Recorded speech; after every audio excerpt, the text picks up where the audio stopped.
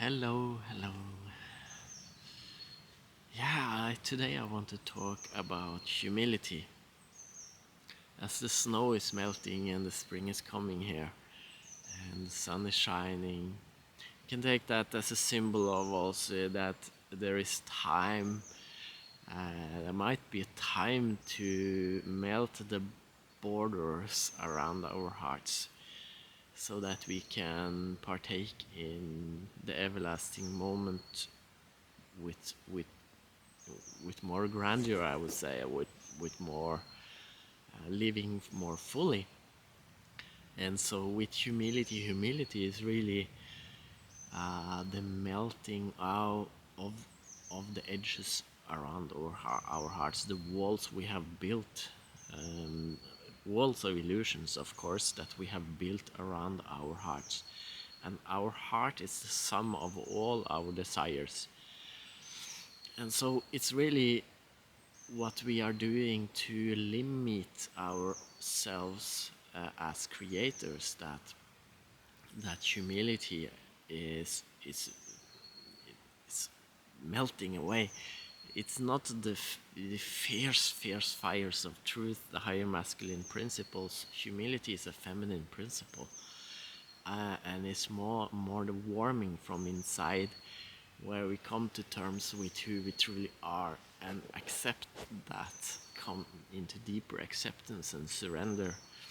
And that's why I also written a book called The Book of Consciousness, Art of Surrender, because it's a reminder for us all to come back, and it's also have been a huge journey, tremendous, beautiful journey for me, also painful as well.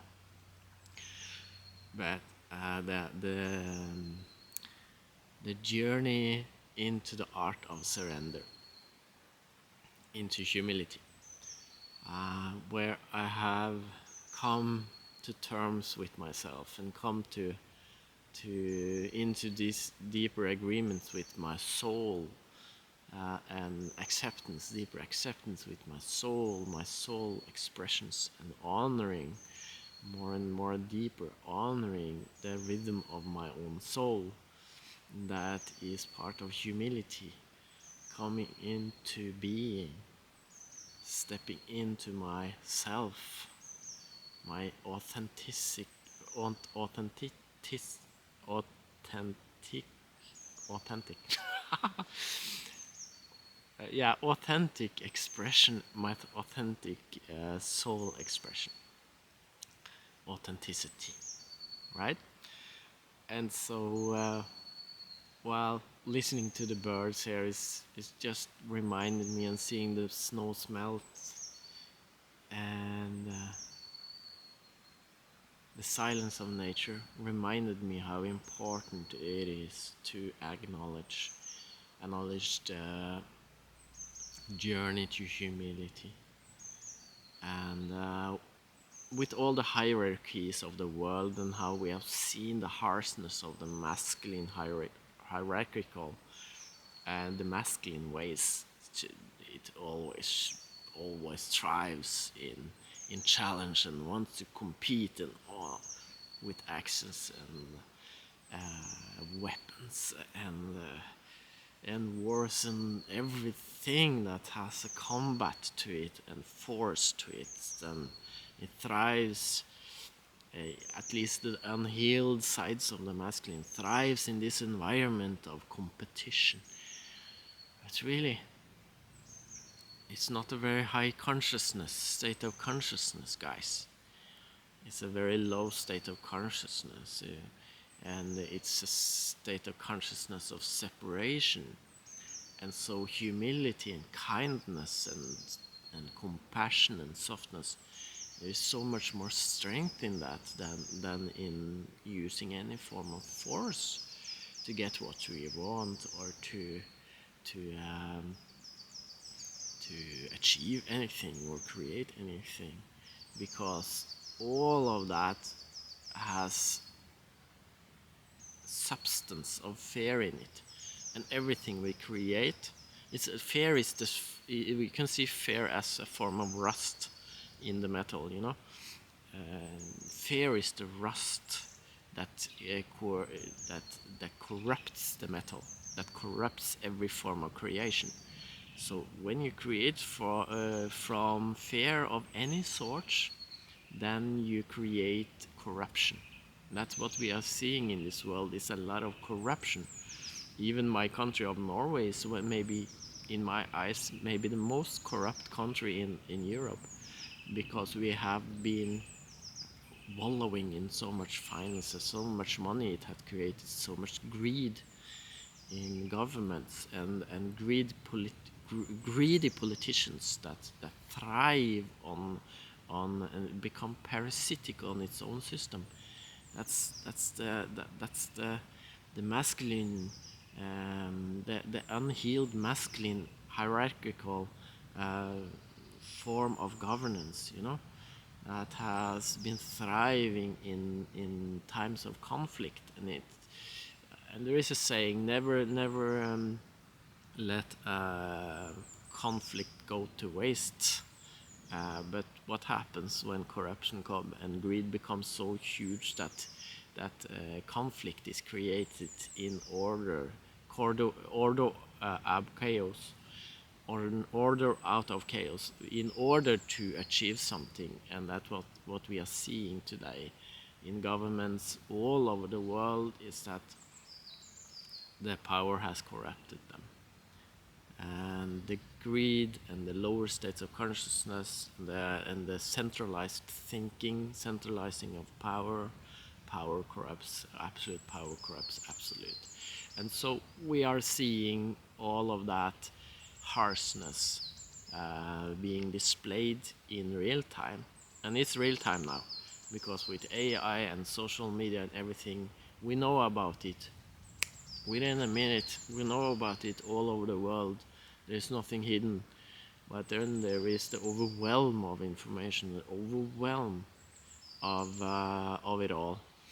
And when media has been complicit in hiding information, and hiding and coercing, and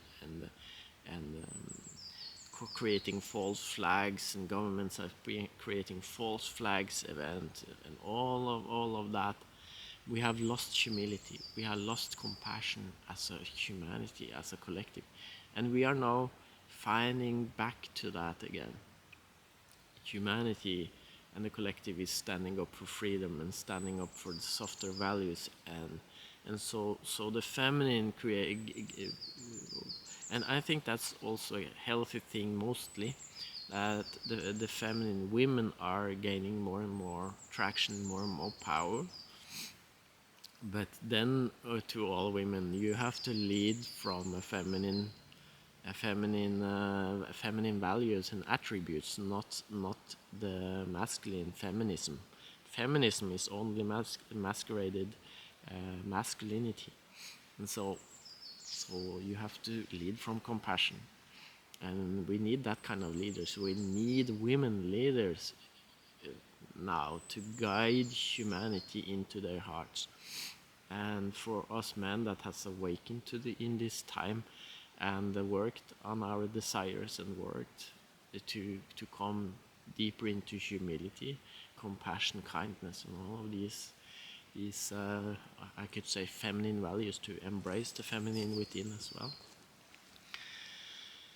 We can see also this destructiveness when we see women that that just fall into the trap of thinking that they are acting from their femininity, while they are acting from their unhealed masculine sides, and create more force, more corruption, more fear and separation from their actions of feminism, for example. It's not a good thing. It's not a healthy thing. We have to lead from all of us, from masculine and the feminine, from a point of more humility, and humility towards life itself. Kindness, tenderness, softness, gentleness, compassion, peace, harmony, this all these higher states of consciousness and awareness, freedom, comes from the nectars of life, the sweetness of life, not from forcing, not from being more harsh, not from coercing, not from rage, not from bitterness. No, no, you cannot create from this point anymore. So with that, just want to call everybody into awareness, and men and women, that will lead from kindness now. From kindness. We lead from our hearts now. We lead from care. Yeah, care, that's really the word, right? So, the eighth Hermetic principle, there are 7 known, but there are an eighth that supersedes all the Hermetic principles, and that is care. Creation from care.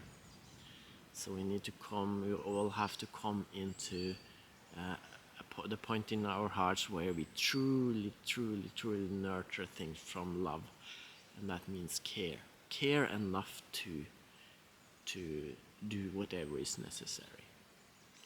What do you truly care about? And if everyone was your children, you would create a more harmonious world, right? You will see the world as more harmonious. You do everything you can to create a peaceful world around you, right? And so why not see it like that? Why not work with your awareness to see all of humanity as your children? And how can we then use more kindness and approach each other with more kindness and awareness and care, true care, and then see what mirrors back in the world when we start doing that. Okay, that's all for today. Thank you for listening.